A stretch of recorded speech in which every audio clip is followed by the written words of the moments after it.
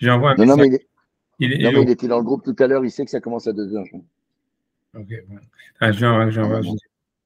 j'écris en Attends. France et c'est tout, hein. Voilà, c'est bon. Voilà, donc c'est bon.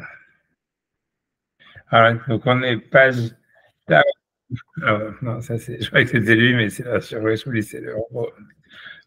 Bon, on y va. Donc on est page Tav Kouf Kafret.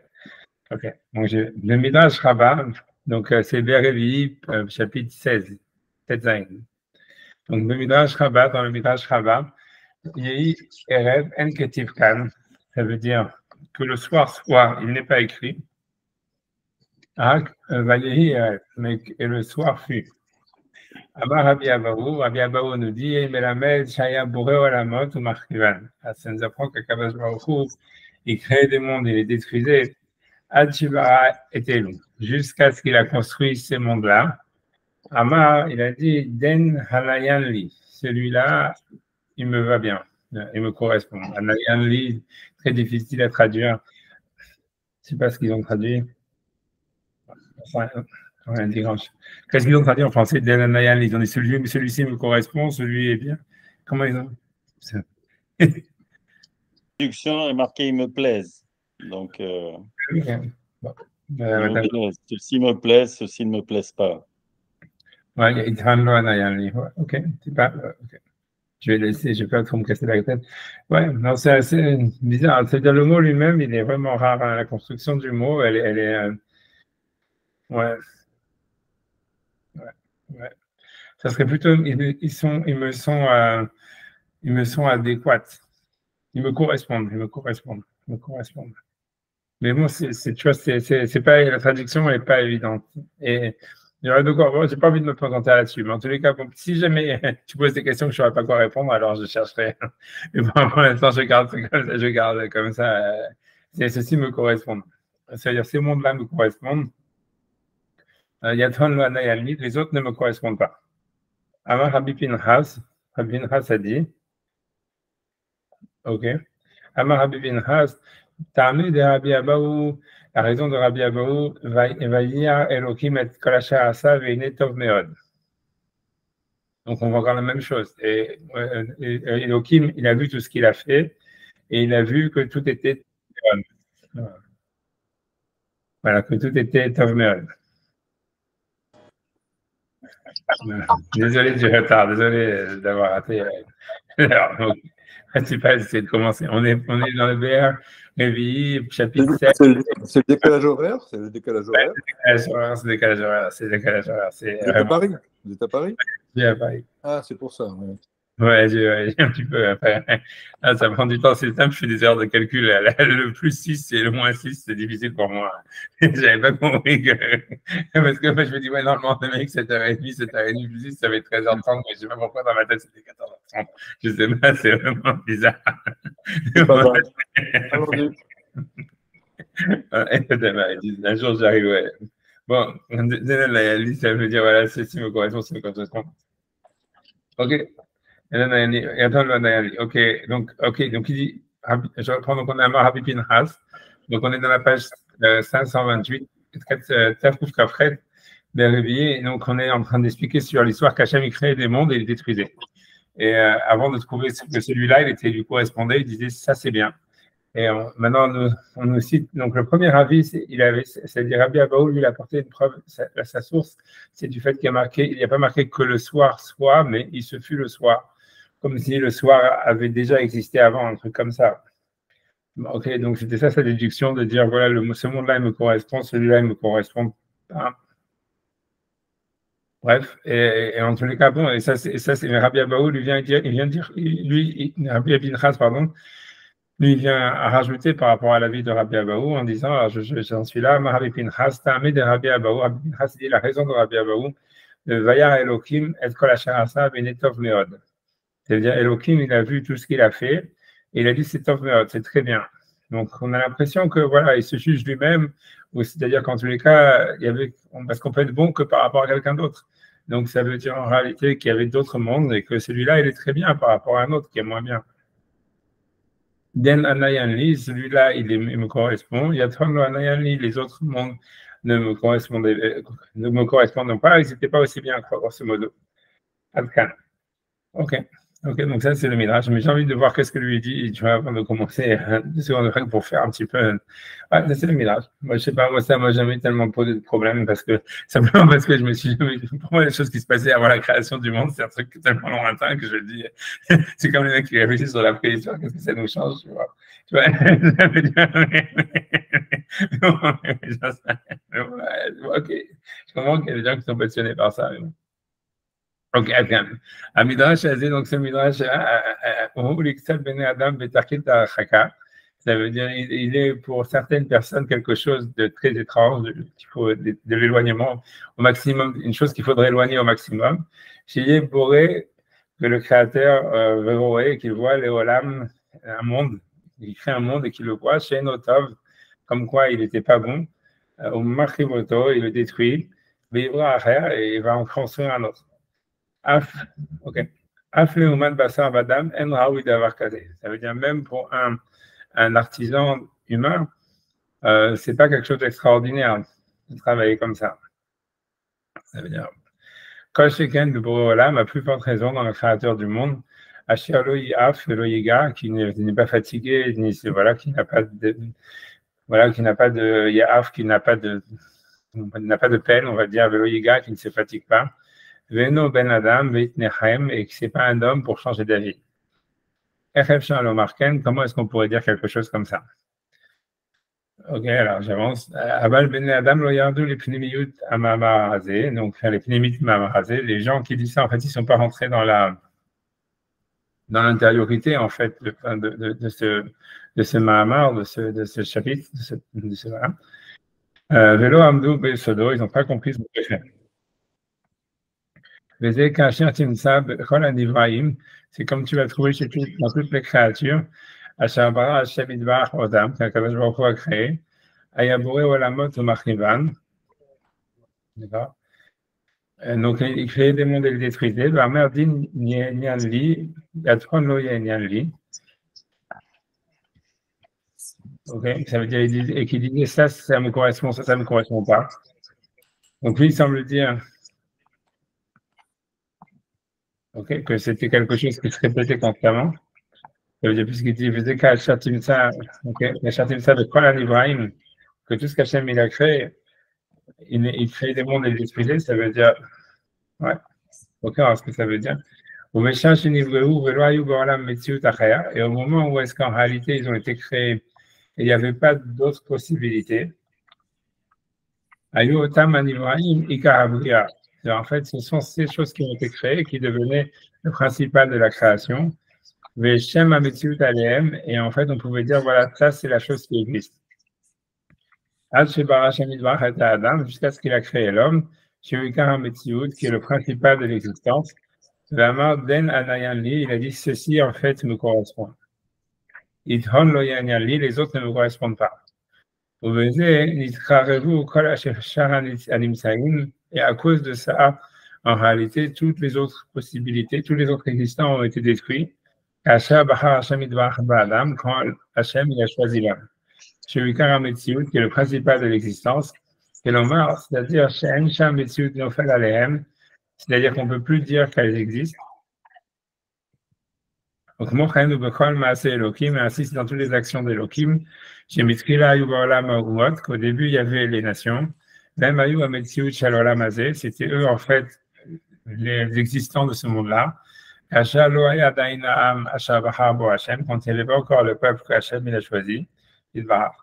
Et lorsqu'il y a Israël, donc on va dire on a exclu les nations, ils ne sont plus choisis maintenant. Mais ils ne sont plus considérés comme existants du tout. C'est ce qu'ils ont dit, qui construisait des mondes et qui les détruisait. Ouais, tu vois, je sais pas si tu voulais poser des questions. Je voulais que moi je dise quelque chose d'abord. Une seconde, je pense que je vais d'abord. Une seconde, là, mais ok. Non, une seconde. Je vais quand même, j'ai un droit quand même de boire un petit peu avant. Mais tu vois, mais non, je vais pas faire très long, mais c'est. moi, je dis, bon, moi, j'ai déjà fait chaque sur le café. Non, à mon avis, ce qui veut dire, c'est simplement comme ça, c'est qu'il y a des possibles et à chaque fois, il y a un possible qui se choisit. Grosso modo, ce que ça veut dire, c'est que l'histoire n'est pas écrite d'avance. C'est ce qu'il veut dire. En fait, l'histoire n'est pas écrite d'avance. C'est comme ça que moi, je comprends ce qu'il veut dire. Et qu'à chaque fois, il y a beaucoup plus de possibilités. On va dire, il y a que de possibilités et de possibles, de probabilités, en fait, à chaque fois, il y a une réalité qui s'impose. Mais elle n'est pas écrite, d'une certaine manière, elle n'est pas écrite d'avance. Ce qui veut dire. Toute la vie est pleine de possibilités. Ouais, voilà, c'est ça ce qu'il veut dire. C'est-à-dire ce qu'il veut dire, c'est ça ce que lui il explique. Il veut expliquer exactement, c'est ce qu'il veut dire. Il veut dire qu'en réalité, si tu veux, même d'une manière générale, ce qui veut dire, c'est peut-être plus que ça, c'est que d'une manière générale, c'est jamais la possibilité la plus probable qui se réalise. Par exemple, tu vois, c'est-à-dire, c'est comme ça en tout cas que le Maharal, lui, il explique ce midrash. En tout cas, c'est ce que lui veut dire. Pareil, tu veux dire, on va dire un exemple, tu vois, ça commence dans le Maaseh Bereshit, quand Hachem, il a créé Adam dans le jardin d'Éden, et avec Chava, etc., pour regarder le jardin d'Éden.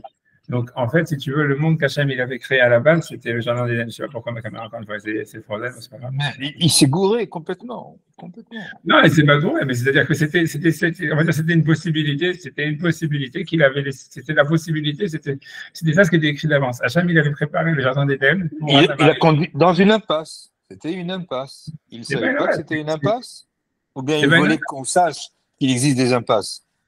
Non, ça veut dire que c'était pas une impasse à la base. C'était au contraire, c'était la chose qui aurait dû se réaliser. C'est comme si tu veux toute l'histoire de Bereshit, comme tu vois, c'est-à-dire à chaque fois, c'est jamais le type qui doit recevoir l'héritage qui le reçoit. Tu vois, c'est-à-dire comme jamais le premier-né qui le reçoit.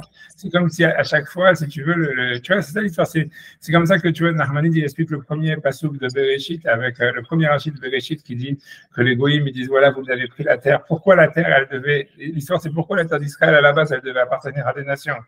Tu vois, c'est ça la question. Et Nachmanides, lui, il explique ça. Il dit que exactement cette même idée. Il dit que, en réalité, le fait, c'est que peut-être que, en fait, dans le plan divin, à la base, comme lui, il est en train de dire Israël, c'était pas du tout, c'était pas le choix, sûrement peut-être pas le choix, c'était une possibilité, même improbable. La preuve est que, en fait, on voit bien que Abraham, le premier enfant qu'il a, c'est Ishmaël, c'est pas Yitzhak. Et Yitzhak, le premier enfant qu'il a, c'est Esav. Donc, normalement, ça doit toujours être, de la même manière exactement que Adam, il est jeté du jardin d'Éden, c'est la même chose, c'est-à-dire, en général, la destinée ne s'accomplit jamais. L'idée générale, ce qui veut dire, c'est que la destinée la plus probable, la destinée inscrite d'avance, en général, elle s'accomplit pas. Et tu vois, Adam, il était fait pour rester dans le jardin d'Éden et voilà, être tranquille là-bas, et c'est tout. Hachem, il avait tout fait pour ça, c'était préparé comme un mariage, etc. Fla qui fait un truc, une connerie qui arrive, il est obligé, tu vois, de jeter du jardin d'Éden. Il faut trouver un plan B. Qu'est-ce que tu fais à l'extérieur du jardin d'Éden? Tu travailles la terre, tu fais ça, ta. Après ça, tu vois, ça veut dire qu'il avait des enfants qui étaient nés, etc. Et ils s'entretuent. Ah, ça marche pas, il faut faire un plan B, on va faire un nouvel enfant, mais même le nouvel enfant duquel la majorité de l'humanité descend, en fait, ça veut dire, enfin, une partie, la moitié, après Noir, on va dire, mais en tous les cas, comment est-ce qu'il a appelé Chet? Parce qu'il dit il est remplaçant. Tu vois, Chet, Lizera, Acher. Dieu m'a donné une nouvelle descendance pour remplacer Hevel qui avait été tué. Ça veut dire, en fait, c'était un plan B, quoi. C'est à chaque fois des plans B sur des plans B.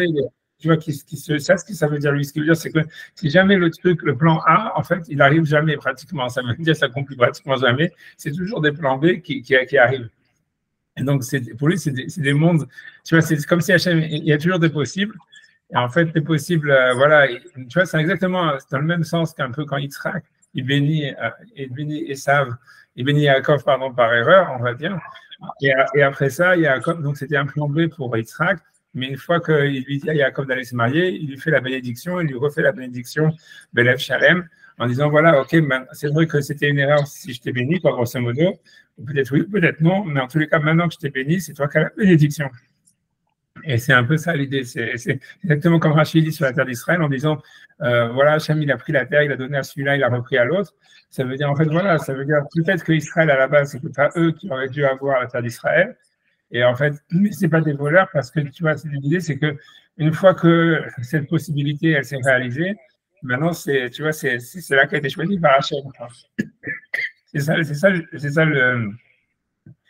ce qu'il veut dire. C'est ça le sens littéral, ça veut dire de ce que lui, comment est-ce qu'il interprète le Midrash. C'est comme ça qu'il interprète, quoi. Il veut dire, grosso modo, il y a des probabilités, il y a des possibles, le monde est toujours créé avec plein de possibles, mais en fait, si tu veux, c'est jamais rarement la plus probable qui s'accomplit, quoi. Tu vois, parce que je me rappelle même, tu vois, si tu veux, quand tu avais discuté avec, comment il s'appelle, avec Atlan, tu vois, parce que eux, c'est la, tu vois, Atlan, lui, la première chose qu'il a fait, si tu veux, c'est détourner de la pensée de Manitou et devenir après un scientiste. C'est parce que, tu vois, tu vois, enfin, un tour de scientiste, c'est à cause de ces travaux qu'il avait fait sur les, comment on appelle ça, sur la, j'ai oublié comment on appelle, sur l'ADN, quoi, sur l'ADN et sur le codage ADN. Parce qu'il s'est dit, ouais, voilà, en fait, le codage ADN, c'est-à-dire que tout est écrit d'avance, tu vois. Et donc, en fait, il n'y a pas vraiment de libre arbitre, etc. Et c'est à cause de ça que ça l'avait, tu vois, ça l'avait mis, en fait, si tu veux, dans un truc spinoziste et tous ces trucs-là, tu vois, ça veut dire. Mais à la base, c'est parti de là, tu vois, ça se veut pas un truc comme ça, mais c'est parce que à son époque, au début, quand ils ont découvert l'ADN, en fait, ils pensaient que c'est vrai. Ce qui est pire, c'est que c'est même plus vrai. Comme maintenant, ils savent que c'est même pas vrai, quoi. L'ADN, ça se transforme, ça évolue dans le temps. Enfin, c'est pas du tout C'est des probabilités, en réalité. C'est des Mm. probabilités. Ça veut dire on peut prévoir, mais c'est exactement comme c'est décrit ici dans le Midrash. C'est des mondes qui sont créés, mais qui sont détruits par la suite. Ça veut dire parce qu'il y en a plusieurs possibles. Et donc, il y a toujours à la fin une option qui est prise. Et donc, il y a des probabilités, etc., etc. Mais c'est comme ça que ça fonctionne, tu vois. Mais lui, c'est sûr que bon, il n'a pas. Parce que lui, c'est comme ça qu'il a découvert. Tu vois, il s'est arrêté là au niveau scientifique. Quoi, si tu veux, c'est ça le problème. C'est pas grave, mais tu vois, c'est grave, ça fait de la peine pour lui, quoi. Mais voilà,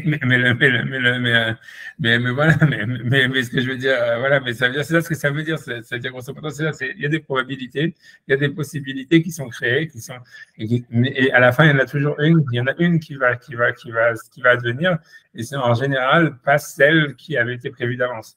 C'est comme ça que lui, tu vois, lui, comme ça, il explique ça, tu vois, lui, c'est ça, a priori, c'est ça son chat dans le mirage, tu vois. Je sais pas ce qu'il va, ce qu'il va continuer à dire par la suite, je ne sais pas. Ouais, c'est pas, mais c'est quoi vos questions? Je sais pas, toi, il t'a dit que tu avais des questions, j'ai écouté les questions.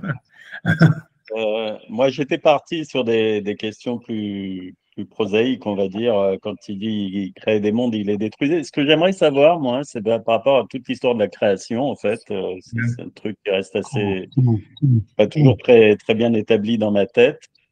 Il y a une création, on va dire, ex nihilo, ok?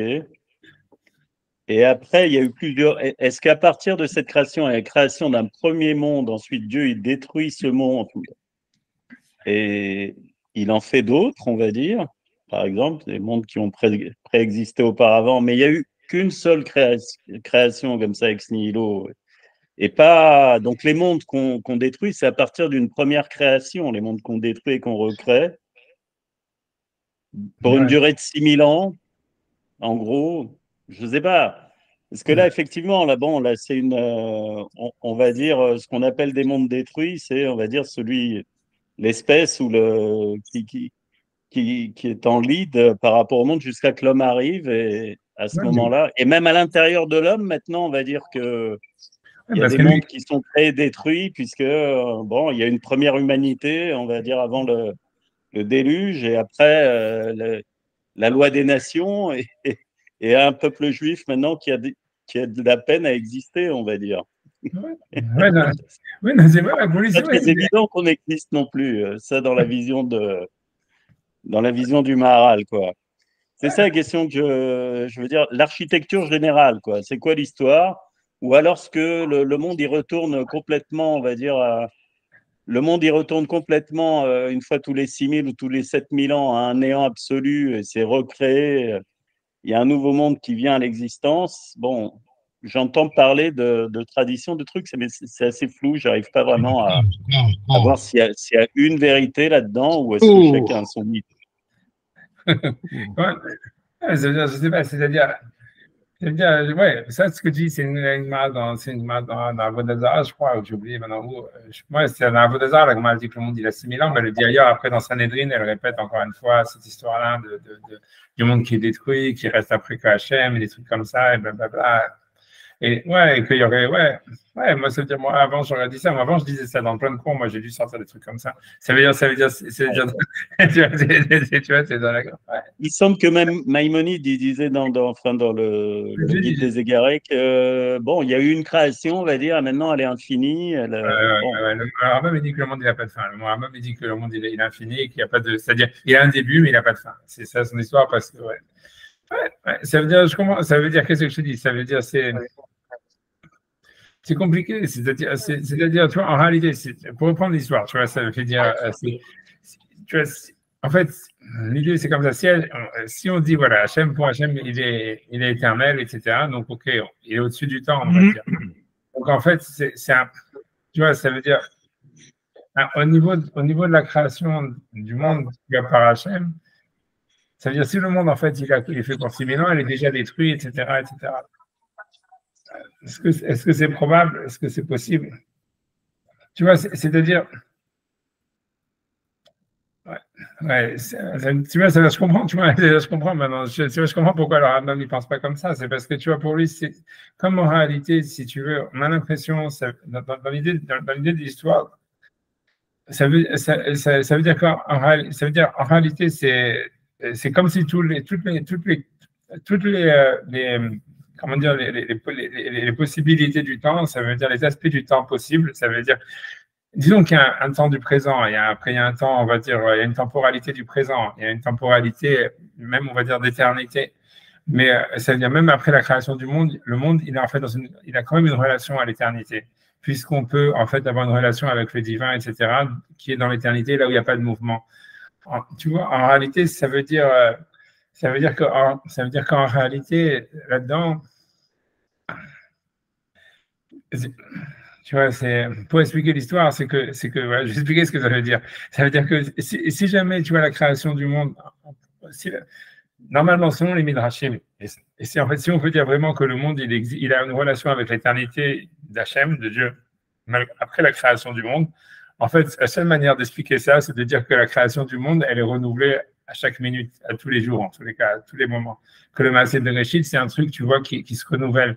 Et c'est comme si, tu vois, en fait, c'est comme si le temps, à part qu'il ne s'écoule pas, c'est comme s'il y a eu une seule journée depuis la création du monde, et qu'en fait, cette journée, elle ne bouge pas, il n'y a pas vraiment d'écoulement, il n'y a rien, et il y a simplement un influx divin, si tu veux, de la création du monde, toi, en fait, si tu veux, qui est renouvelé à chaque instant et qui permet, en fait, au monde d'exister.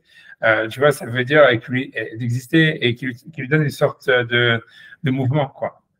Et donc, en fait, à partir du moment où on dit ça, ça veut dire que le Maaseh Bereshit, en réalité, il est perpétuel et que ce Maaseh Bereshit en lui-même, il s'inscrit dans l'éternité. Il n'y a aucune raison de penser qu'il puisse s'arrêter, tu vois. Parce qu'il est inscrit, tu vois, il est inscrit, en fait, si tu veux, c'est un mouvement qui a eu lieu et qui a lieu pour l'éternité, quoi, et qui se renouvelle.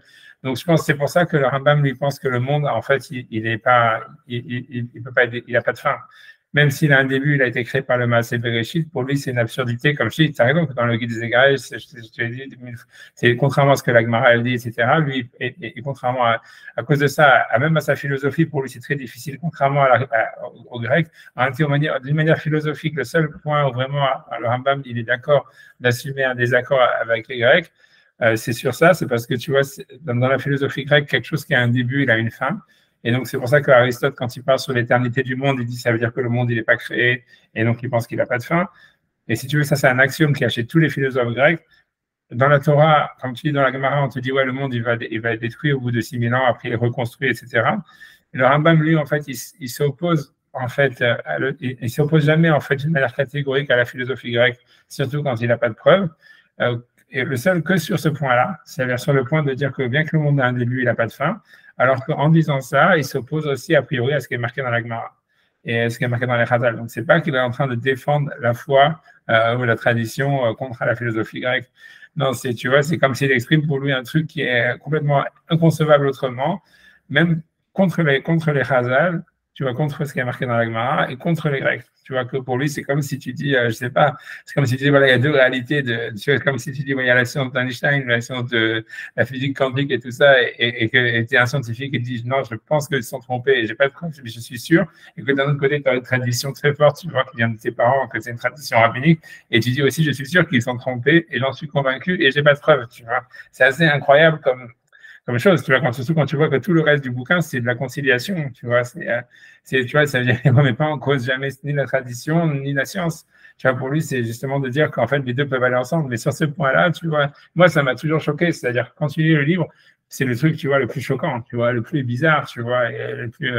Et pour lui, le maintient, tu vois, Mordicus. Et tu vois, et ça veut dire, mais voilà, mais je comprends. Si tu veux, en fait, voilà, si tu veux, ça, c'est ça, on peut comprendre ça, en fait, on comprend, c'est un peu c'est un peu dans la Kabbalah, mais c'est ça l'histoire. On peut comprendre ça sur l'idée de dire, parce qu'en fait, ce qui oblige à penser ça, hein, c'est de penser que si Dieu, en fait, il est immanent à l'univers, tout en étant transcendant, d'une certaine manière, c'est-à-dire la seule manière de donner un sens à ça, c'est de dire en réalité que voilà que en fait donc Dieu il est dans l'univers, dans le monde de la matière, tout en étant au-dessus de la matière. La seule manière en fait de le penser, c'est comme on a dit, c'est de dire en fait que le péché, ça veut dire il n'y a pas d'histoire. Et Dieu, on va dire s'il est dans l'éternité, il est au-dessus du temps, comment est-ce qu'il peut y avoir en fait de l'éternité dans le présent? Tu vois, c'est ça l'idée. Si on prend au niveau, on veut pas, même au niveau temporel, c'est impossible que tu vois qu'il y ait de l'éternité dans le monde présent. Ça veut dire, a priori, tu vois, sauf si on dit que c'est comme les Grecs ou que tu vois que l'éternité, c'est que des moments qui passent les uns après les autres. Mais en réalité, si on pense, tu vois, qu'il y a un acte créateur, même tu vois, dans la physique d'Einstein, c'est encore plus simple. Si on dit que le temps, c'est que du mouvement, si on dit que le monde, il est créé, tu vois, ça veut dire, donc, si Dieu, il a créé le monde, alors automatiquement, lui, il est au-dessus du temps, et donc, automatiquement, pour lui, tout l'univers existe déjà, et il n'y a pas de, ça veut dire, il n'y a pas de, voilà, ça veut dire toute l'histoire est déjà écrite d'avance, et tout est en fait fini et terminé. Voilà. Et donc, dans ce sens-là, il y aurait un monde, tu vois, qui a une histoire qui s'est déjà écoulée ou qui a existé depuis toujours, versus un Dieu qui est dans une autre dimension, qui tu vois, je sais pas, comme un mec qui aurait créé un scénario d'un film ou qui l'aurait réalisé, mais tu vois, mais ça veut dire il est pas dans le film, quoi, il est pas un personnage du film, tu vois, ou bien il apparaît quand un petit peu, ça fait penser j'allais dire à Quentin Tarantino, mais tu vois, le mec, ça veut dire qu'il peut apparaître dans le film et mourir assez vite, tu vois. Et tu vois la vie est absurde. mais voilà, la vie est absurde. La vie est absurde. Oui, voilà, mais ça veut dire que Maimonides, justement, il veut pas, justement, il faut le dire, la vie est absurde. Oui, tu as raison, Sylvain. Moi, je pense ça tous les jours. Mais oui. Et on le dit tous les matins dans les brachot. C'est pour ça qu'on se convainc. Il y a 50 000 brachot. 110 fois, il faut dire bénir pour vous mettre ça dans la tête. La vie n'est pas absurde, la vie n'est pas absurde, la vie n'est pas absurde. 101 fois, on se le dit dans la journée. Ça ne veut pas dire c'est pas absurde. Peu importe, tu vois, j'ai pas envie de rentrer là-dedans, mais ça veut dire c'est pas que c'est absurde, j'en sais rien. Non, c'est absurde. C'est absurde. Pourquoi? Parce que il y a toutes les possibilités, et on peut tout faire, mais on peut rien faire. Non, c'est pour ça que c'est absurde. C'est absurde, c'est parce que ça revient au même de tout faire ou de rien faire, tu vois. Exactement. C'est ça. Puisque tout est fait d'avance. C'est comme si on pédalait dans la choucroute, mais on n'avance pas, on pédale et on n'avance pas. Tout est fait déjà, puisque tout y est. Oui, mais ok, j'en sais rien. J'ai pas envie d'entrer dans ces mais ça reste entre nous, hein.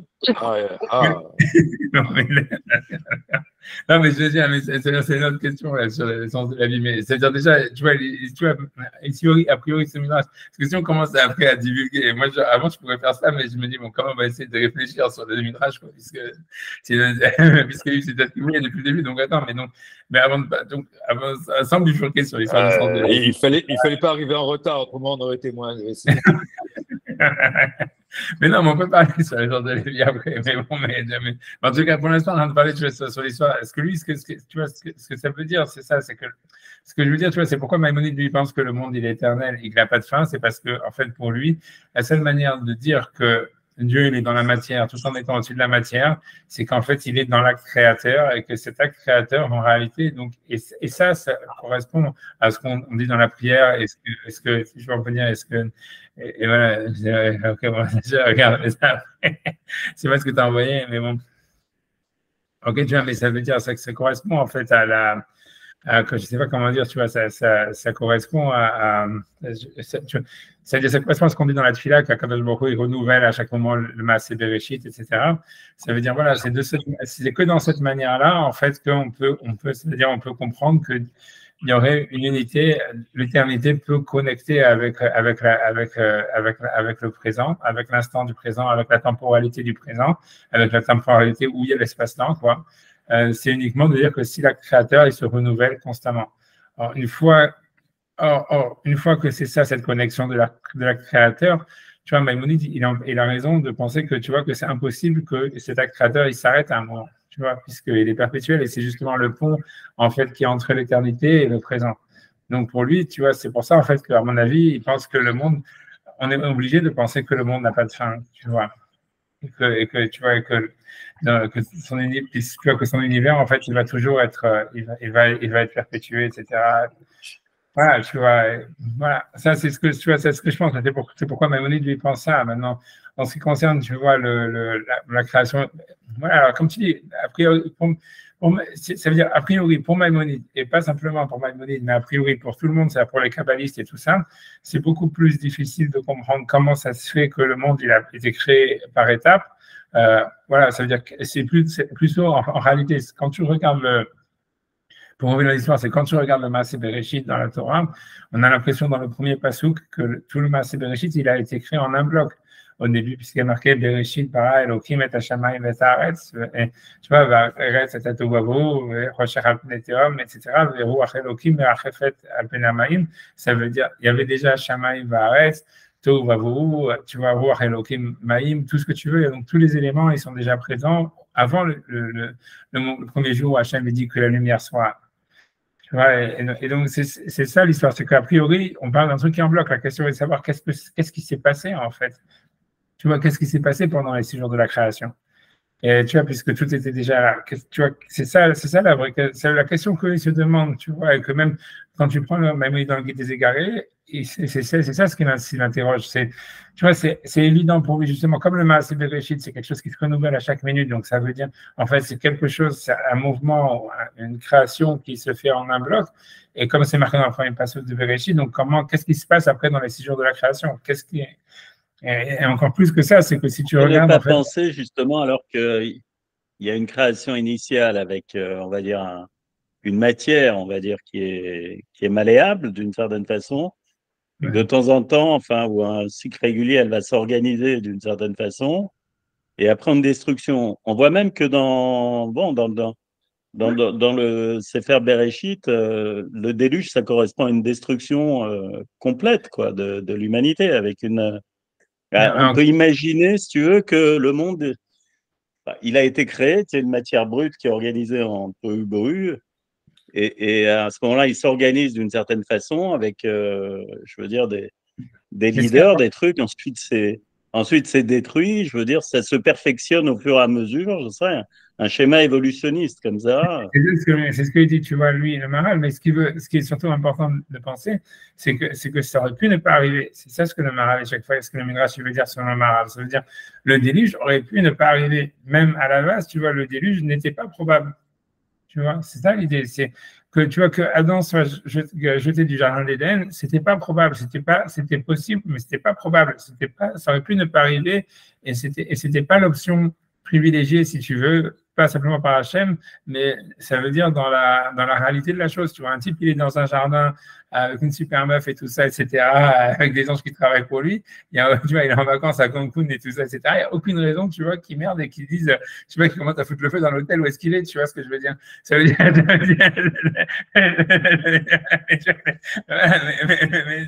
mais c'est ça le truc, tu vois, c'est ça ce qui s'est passé, quoi. Le truc, donc, ça veut dire tout était fait normalement pour que le mec, il devait rester en vacances, tu vois, tranquille et tout ça. Hop, il a fait une connerie qui était possible, mais pas probable, et ça a fait qu'on a dû changer le plan. Alors, ok, tu vas ailleurs, je sais pas, tu vas truc bidule. Mais c'est la même chose avec avec les Olam, avec le déluge. Tu vois, l'histoire du déluge, c'est que Hachem, il avait donné justement à la génération du déluge une longue vie, tout ce que tu veux, et beaucoup de bracha déjà, etc. Et ça veut dire, tu vois, en grosso modo, c'est ça ce que tu dis, c'est qu'en fait, il y a une évolution, comme Israël par rapport au Olam. C'est-à-dire, voilà, les Olam, par exemple, il te dit, voilà, c'était impossible, qu'il n'a plus sa place. Mais ce n'était pas écrit d'avance que les Olam allaient disparaître parce qu'ils allaient faire des mauvais choix. Et ça peut ne pas arriver, si tu veux. Ça pourrait ne pas arriver, etc.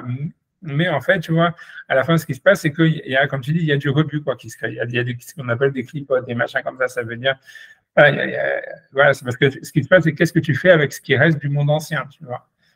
Et on a l'impression, tu vois, qu'Hachem, il essaie toujours de garder quelque chose, tu vois. Tu vois, ça veut dire l'histoire de Noach, par exemple, tu vois, même le fait même que, tu vois, la femme de Noach, c'était une descendante de Caïn. Tu vois, ça veut dire, voilà, il voulait qu'il reste quelque chose de Adam, même, tu vois, de la relation de Ève avec le serpent, tu vois. Ça veut dire bien que, encore une fois, tu vois, c'était pas du tout le plan, c'était pas ça le plan, mais il veut que, tu vois, il reste quelque chose, tu vois, ça veut dire, il détruit, voilà, il cherche, tu vois, c'est comme si tu veux écrire, il donne un sens, c'est comme si Hachem, si tu veux, on va dire, l'histoire, elle garde un sens. Mais justement, comme ça, pour revenir à ce que dit Sylvain, c'est justement parce qu'on ne veut pas que ça soit absurde, quoi. Donc, ça veut dire on veut qu'il reste quelque chose de ce qu'il y avait avant le déluge, on veut qu'il reste quelque chose de ce qu'il y avait avant que l'homme soit jeté du jardin d'Éden. Donc, c'est pour ça, tu vois, qu'on va garder le venin du serpent, qu'on va garder ça, tu vois. Ça veut dire, il bricole, tu vois. Ça veut dire, Hachem, il fait un truc, et puis lui, il a un plan X qui est probable, etc., possible, le meilleur, mais finalement, ça n'arrive pas. Donc, après, on refait, tu vois, tu vois, on essaye de pas tout bazarder, tu vois, on garde ce qu'on peut garder et puis on avance, tu vois, et puis on adapte, quoi. C'est à peu près ça ce que ça veut dire.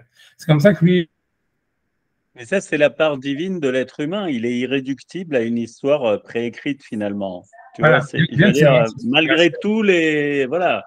C'est ce que lui veut dire. C'est curieux, mais c'est ce qu'on observe, quoi. Mais en plus, malgré, comme tu dis, que l'histoire, elle est écrite,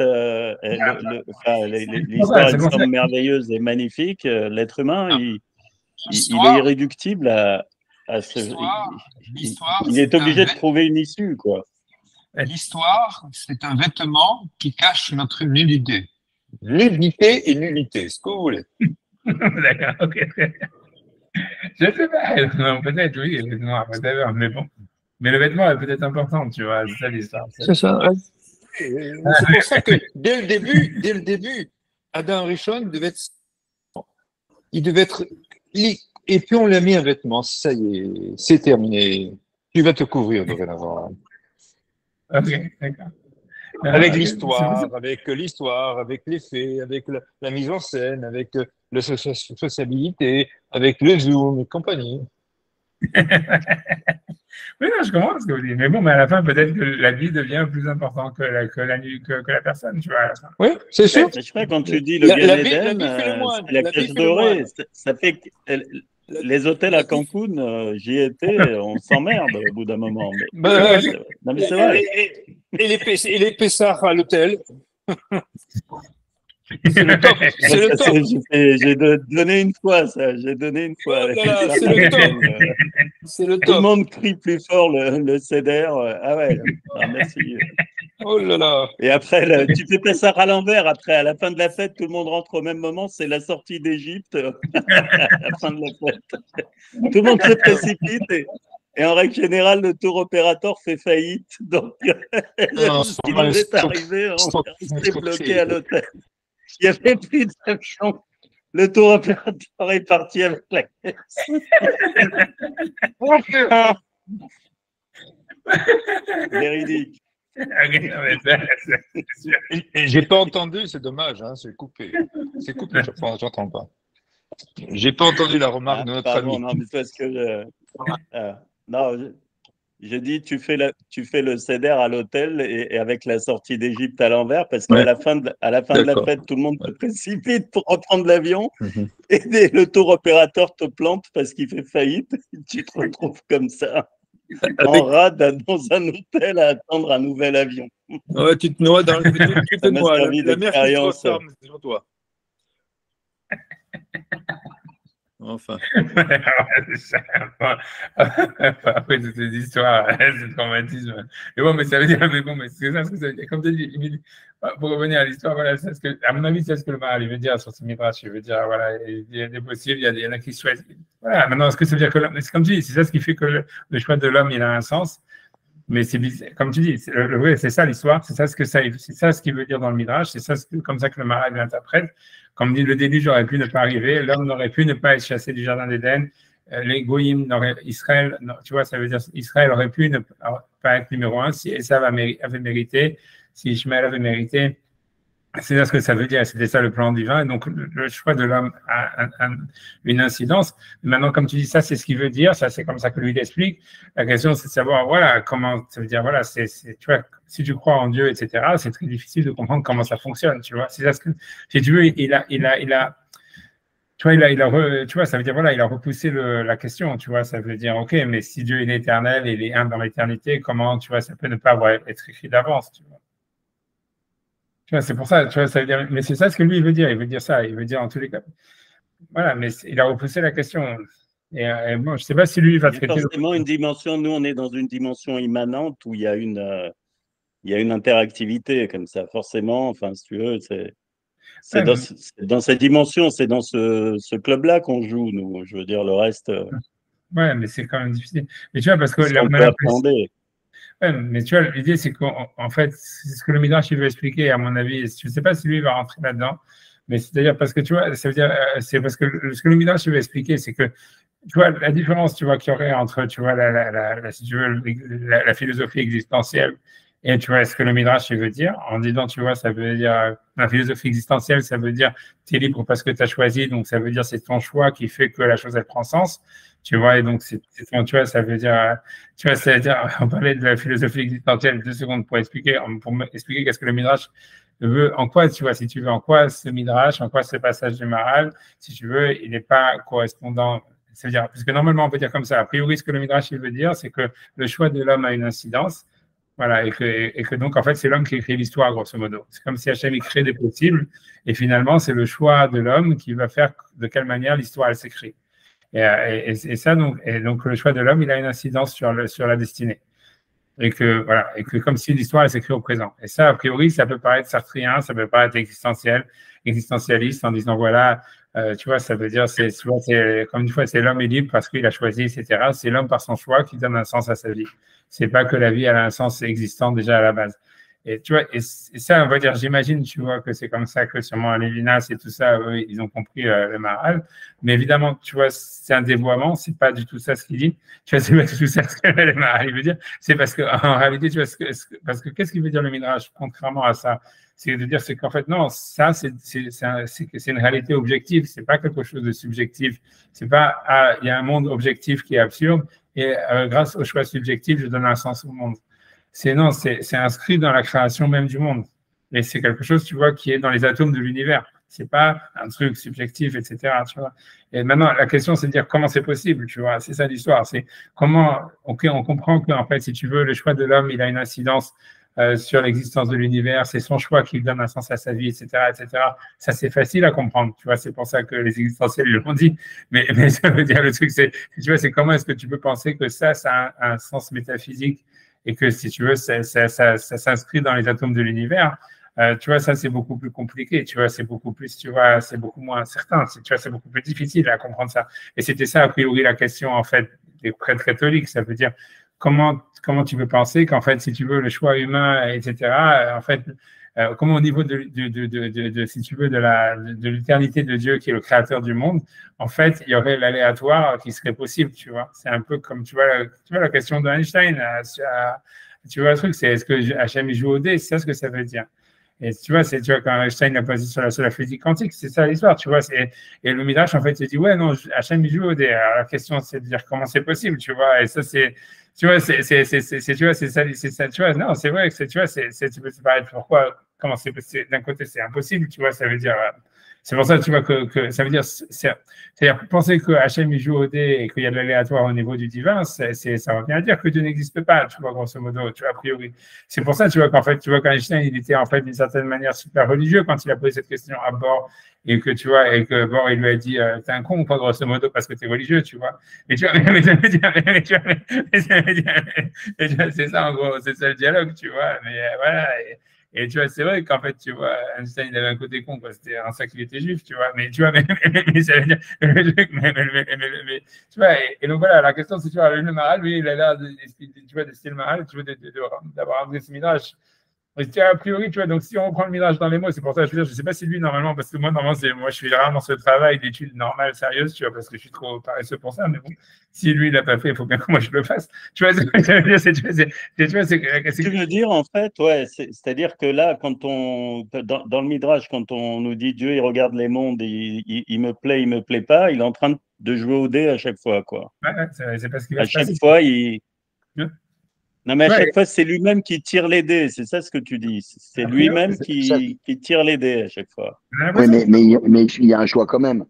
En fait, puisqu'il dit celui-là, il me plaît, celui-là, il ne me plaît pas. Ouais, mais comment c'est possible, tu vois, il y a quand même un ratson, il y a une volonté. Ça ne peut pas être que de l'aléatoire. Enfin, l'aléatoire, c'est ce qui crée, Non, mais le c'est choix, il le inscrit fait dans quand même. l'ADN de la création. Ça veut dire qu'il y a un côté aléatoire dans la création. Ouais, c'est pas, c'est comme Oui. une volonté, puisque tu vois, la Torah, elle est religieuse, tu vois, ça veut dire, donc c'est ça l'histoire, c'est qu'il y a une volonté, mais cette volonté, elle est complètement, tu vois, elle est fluctuante, quoi, si tu veux, elle est fluctuante et elle est pas, tu vois, ça veut dire, elle est, si tu veux, elle est jouée au dé à chaque minute, ou à chaque choix, à chaque intervalle, qui ne sont pas définis, mais Oui. c'est comme ça, tu vois. C'est comme, Ouais, tu vois, ouais, il y a quand même une volonté, donc c'est pas du pur aléatoire, enfin, c'est du pur aléatoire, mais avec un choix après, donc c'est un jeu de poker, quoi. C'est-à-dire que je sais pas si quelqu'un veut avoir, mais après je sais ce que je vais miser, quoi. Donc ouais, non, ouais, peut-être, tu vois, c'est même pas sûr. Ouais, ça veut dire qu'il y a un but quelque part, mais ça veut dire, il y a une intention, mais cette intention, elle est pas, si tu veux, elle est pas fixe, quoi, elle est pas figée, tu vois. C'est-à-dire que ça aurait pu être une autre nation que Israël qui aurait été élue, ça aurait pu être, si tu veux, l'homme, il aurait pu ne pas, tu vois, comme il dit, même les animaux avant l'homme, c'est-à-dire, a priori, ce qu'on voit dans le Midrash, dans les Midrashim, c'est qu'Hachem, il avait un espoir dans les animaux, hein, c'est-à-dire, clairement, ça veut dire, il a créé l'homme par dépit, quoi, c'est-à-dire, tu vois, même quand il a créé l'homme, tu vois, parce que tu vois, ce Midrash qui est super connu, que Hachem, il a pris Adam et il a voulu, c'est marqué dans la Torah, tu vois, qu'il a amené avec tous les animaux, donc il voulait le marier avec une girafe, j'en sais rien, avec tous les animaux du jardin, il a essayé tous, tu vois, ça veut dire, donc il y avait un espoir, si tu veux, c'est par dépit, quoi. J'avais dit, ok, on va créer une femme, tu vois, ça veut dire, c'était le dernier truc, tu vois, mais tu vois, mais ça devient, tu vois, mais ça veut dire, et tu vois, ça veut dire, c'est super bizarre, tu vois, ça veut dire, voilà, mais c'est là qu'Hachem, il avait, mais c'est la même occasion. La femme, c'est le Joker. Le Joker, c'est le Joker, mais comme Adam c'était le Joker, mais ça veut dire l'histoire, à chaque fois le Joker, comme tu dis, tu vois, c'est comme le peuple d'Israël, c'est le Joker, mais ça veut dire c'est le truc que normalement il doit sortir en dernier, tu vois, c'est le truc qui ne devrait pas sortir normalement, c'est le truc qui vient, tu vois, c'est un plan B quoi à chaque fois, et tu vois, tu vois, l'idée c'est de savoir, tu vois, c'est voilà, c'est comment c'est possible, tu vois, c'est comme, ça veut dire que dans la vie, si on voit comme du côté existentiel que ça soit comme ça. Et si tu vois, c'est évident, on va dire, tu vois, qu'en fait, il y a plein de possibilités, que c'est la possibilité que nous, on choisit qui va être la bonne, tu vois, qui va être celle qu'on a choisie, qui va faire qu'elle fait réalité, tu vois. Je pourrais voir ou ne pas voir, je choisis de voir, donc finalement, le cours, il va être donné sous l'emprise de l'école, et ça a été le choix, tu vois, qui a été, tu vois, et donc maintenant, ça devient, tu vois, voilà, c'est une chose, tu vois, ça aurait pu ne pas être comme ça, etc., c'est un choix, maintenant, et le sens, il vient du fait que je l'ai choisi, on va dire. Mais voilà, mais dans la vie, on comprend ça, mais c'est-à-dire que ça soit vrai au niveau, comment dire, cosmique, on va dire, tu vois, comme une réalité objective de l'univers, c'est très difficile. Ce que je veux dire, l'autre point, tu vois, c'est-à-dire qu'en réalité, ce que les découvertes de l'ADN nous enseignent et ce que la physique quantique elle nous enseigne, c'est que c'est vrai. Ça veut dire que ça se vérifie dans la réalité, qu'en fait, il y a des probabilités, il y a des chances possibles, qu'il y a des choix parmi les possibles, et qu'à chaque fois, les autres possibilités, si tu veux, elles sont mises de côté, tu vois. Et ça veut dire qu'il y a. Ça veut dire, c'est vrai, ça veut dire, ça se vérifie, cette manière de dire qu'il y a des mondes qui sont créés au niveau cosmique et qui sont détruits. Tu vois, ça se vérifie. Et le truc, c'est comme, tu vois, comme dit Einstein, c'est, tu vois, comment c'est possible. Tu vois, c'est que ça veut dire, comment, au fond, ça veut dire, surtout si tu es croyant, c'est complètement incroyable, c'est complètement incroyable, c'est complètement impossible, tu vois, c'est ce qu'il a dit Einstein d'abord, ça veut dire, tu vois, comment jouer Hachem, ça veut dire que Hachem, il joue au dé à chaque fois, tu vois, ça veut dire, il est obligé de prendre, tu vois, il envoie balader des trucs, il crée un truc de l'aléatoire, il va choisir, et il y a un choix qui va être fait à chaque fois, et qui est complètement, si tu veux, on va dire, remis en cause, tu vois, et tu vois, qui avance dans ce sens-là. Et ça, a priori, au niveau cosmique, c'est très difficile à comprendre, surtout quand on voit, parce que ce qui s'oppose à ça, si tu veux, à la physique quantique, et tu vois, même à la manière du fonctionnement de l'ADN, tu vois, ce qui fait que pourquoi on a beaucoup de difficultés à comprendre la lecture de l'ADN, comme on a de la difficulté à comprendre la physique quantique, c'est qu'à part ça, si tu veux, tous les principes de la science, à part ça, ils sont complètement immuables et complètement vérifiables, et toujours, si tu veux, tu arriveras toujours au même résultat, tu vois, d'une manière... tu vois, ça veut dire, c'est comme ça que toute la physique, elle fonctionne, tu vois. Alors, quand on a commencé à découvrir, tu vois qu'il y a des particules qui peuvent aider des ondes, et des particules, que la lumière peut aider des ondes et des particules, et que c'est pas prévisible, et tout ça, quand on a commencé à comprendre, tu vois, qu'il y avait de l'aléatoire dans la physique, et après ça, et plus ça va, plus on le comprend, tu vois, même dans la biologie, etc. En fait, ça veut dire, ça pose un gros problème, tu vois, c'est ça. Et c'est ce problème-là qu'il y a dans le Midrash, si tu veux. Tu vois, c'est ça ce que le Midrash est en train d'aborder, tu vois, et de dire en même temps, voilà, alors tu vois maintenant comment ça fonctionne, tu vois, j'en sais rien. Moi, ce que je peux dire simplement, tu vois, c'est d'abord, tu vois, c'est que le Midrash, on reprend depuis le début, il dit, il n'a pas dit, il dit comme ça, il n'a pas été dit que le soir soit, il a eu le soir.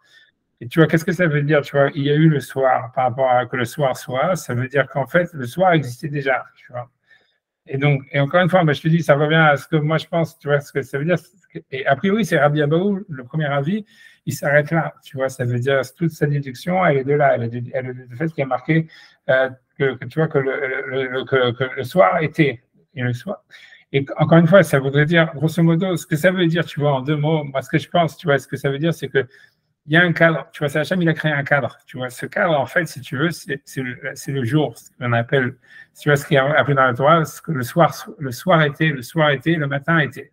Ça veut dire, il y a comme une sorte de cadre dans lequel, si tu veux, le temps s'écoule, en fait, il ne s'écoule pas vraiment, mais ça veut dire comme si tu veux, cette énergie qui est déversée par Dieu ou par Elohim, en réalité, tu vois, ça veut dire sur la matière ou dans ce cadre, c'est elle qui est syncopée, si tu veux. C'est comme si un rythme d'énergie syncopée tu vois, qui est, si tu veux, déversé sur un cadre déjà qui lui est fixe, tu vois. Et que c'est de cette manière, en fait, qu'on peut comprendre pourquoi, comment est-ce que, si tu veux, l'acte créateur, comme on a dit tout à l'heure, tu vois que ce qu'il dit Maïmonide dans le Gueté Ségaré, que l'acte créateur, en réalité, il est perpétuel et que le mouvement du Maaseh Bereshit, c'est-à-dire le mouvement du début, en réalité, il se régénère à chaque minute. Ça veut dire c'est possible de le comprendre que si, en fait, il y a un cadre défini à la base, tu vois, que ce cadre-là, en fait, c'est le jour, tu vois, et qu'en fait, c'est comme s'il n'y a pas eu 6 jours de la création, il y a eu un seul jour, sauf que il n'y a qu'un seul jour qui existe depuis le début de la création, et que ce jour-là, en fait, il reçoit une influx du dimanche, ensuite il reçoit un influx du lundi, ensuite il reçoit un influx du mardi, un influx du mercredi, jusqu'à ce que ce soit un influx du Shabbat. Et tu vois, c'est pas en fait qu'il y a 6 jours et qu'après il y a Shabbat, c'est qu'en fait, on est un seul jour. Ce jour-là, un jour, il s'appelle dimanche. Le deuxième jour, un autre jour, il y a un influx du même. Mais c'est que tu vois, le temps, il est fixe dans le sens où c'est pas simplement comme si le temps, ça serait une année ou quelque chose comme ça. C'est carrément, tu vois, c'est qu'en fait, on est dans un cadre où en fait, on est fixe, ça bouge pas. Voilà, et que en fait, c'est simplement des influx différents qui fait que, en fait, il y a du changement qui se passe, tu vois. Ça veut dire que notre corps, il évolue parce qu'en fait, si tu veux, on reçoit un influx différent à chaque minute, tu vois, à chaque moment. Mais en réalité, le cadre dans lequel on évolue dans l'espace-temps, ou même, tu vois, ça veut dire de ce qu'on est, en fait, c'est un truc qui est préexistant à cet influx énergétique qui nous est envoyé, sur lequel on est bombardé, quoi, en fait. Et tu vois, et ça veut dire que. Et donc, ça veut dire, si tu veux, à ce moment-là, tu comprends cette idée-là, c'est un peu abstrait peut-être, tu vois, mais ça veut dire, ça explique pourquoi, en fait, quand on te dit que, tu vois, que quand il y a eu le Maaseh Bereshit, il y a marqué Bereshit var Elohim et Hashamayim et Haaretz, comme si tout avait été créé en un bloc. Ça veut dire, tu vois, c'est vrai que, tu vois, ça veut dire tout le matériel, si tu veux, il y a tout l'espace, l'espace fini, si vous parlez d'espace dans lequel le matériel du Maaseh Bereshit, ensuite, il est, si tu veux, créé, bombardé, tu vois, ça veut dire, est soumis à une sorte de rayonnement, qui, tu vois, créateur, qui est le rayonnement du divin. En réalité, il est fini, il est complètement défini et éternel en réalité. Mais ce bombardement, si tu veux, de l'influx divin, lui, en fait, il est complètement, il est pas, il est pas, c'est-à-dire, il est pas uniforme. Tu vois, il est discontinu, il est syncopé, etc., etc. Et c'est ça, en fait, c'est, voilà, et grosso modo, c'est ça ce qui explique pourquoi, en fait, il y a des probables des possibilités qui sont créées, et ensuite, tu vois des changements dans cette probabilité qui sont opérés. Parce que, en fait, si tu veux, c'est comme si le Maaseh Bereshit, c'est comme une sorte d'onde, tu vois, c'est-à-dire tu vois, mais qui est tu vois, c'est comme une parole, tu vois, c'est comme une parole. Ça veut dire, en fait, le souffle qui passe, tu vois, pour dire la parole, en réalité, il peut être continu, mais le mouvement des lèvres, etc., il va organiser, en fait, tu vois, ce bombardement, tu vois, d'une manière, je sais pas, qui va faire que à chaque fois, c'est des syllabes différentes qui vont être envoyées. Je sais pas pourquoi vous envoyez des textos de blagues, j'en sais rien, mais tu vois, I don't know, mais tu vois, mais ça veut dire, voilà, et l'idée, elle est là, ça veut dire que, et donc, en fait, c'est à cause de ça, en fait, que, si tu veux, il y a toujours en fait, il y a toujours comment dire, des possibles qui sont créés à chaque fois, mais qui sont ensuite, si tu veux, je ne sais pas comment expliquer, tu vois, qui sont mis de côté parce que le bombardement a changé, parce que tu vois, ça veut dire, si tu veux, ça veut dire je sais pas comment expliquer le rayonnement, le rayonnement, il a changé, tu vois, c'est-à-dire, voilà, c'est-à-dire qu'en fait, le flux de la création, il est, on va dire, éternel, mais du fait qu'il est éternel, aussi, on peut pas dire discontinu, mais en fait, il est changeant. Il est changeant, il a un cycle. Et de ce fait, il crée toujours des possibles et il les détruit, tu vois. Parce qu'en fait, c'est comme si tu dis A, tu vois, le A, en fait, il crée la possibilité, normalement, si je dis A, tu vois, ça devrait être comme ça. Mais comme c'est pas ça ce qui se passe, c'est A, O, I, A, E, O, I. Tu vois, donc ça veut dire, en fait, donc ça veut dire, quand je fais le O, j'ai cassé le A.